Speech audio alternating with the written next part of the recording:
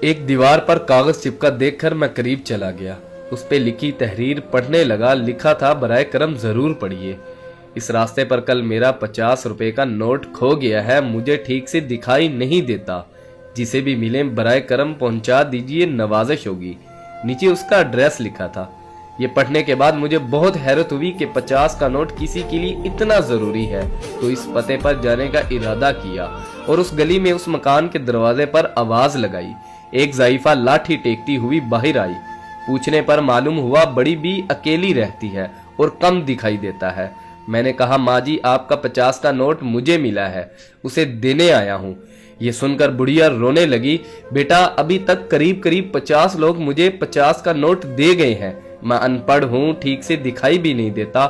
پتہ نہیں کون میری اس حالت کو دیکھ کر میری مدد کرنے کے لیے لکھ کر چلا گیا ہے۔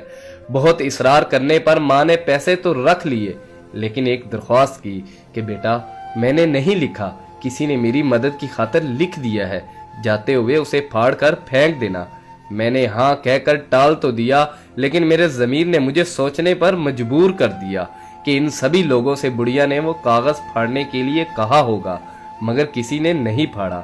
زندگی میں ہم کتنے صحیح ہیں، کتنے غلط ہیں، یہ صرف دو ہی جانتے ہیں، ایک اللہ تعالی، دوسرا ہمارا ضمیر۔ میرا دل اس شخص کے بارے میں سوچنے پر مجبور ہو گیا کہ وہ شخص کتنا مخلص ہوگا جس نے بڑھیا کی مدد کا یہ طریقہ تلاش کیا۔ ضرورت مندوں کی امداد کے کئی طریقے ہیں۔ میں نے اس شخص کو دل سے دعائیں دی کہ کسی کی مدد کرنے کے کتنے طریقے ہیں، صرف مدد کرنے کی نیت ہونی چاہیے۔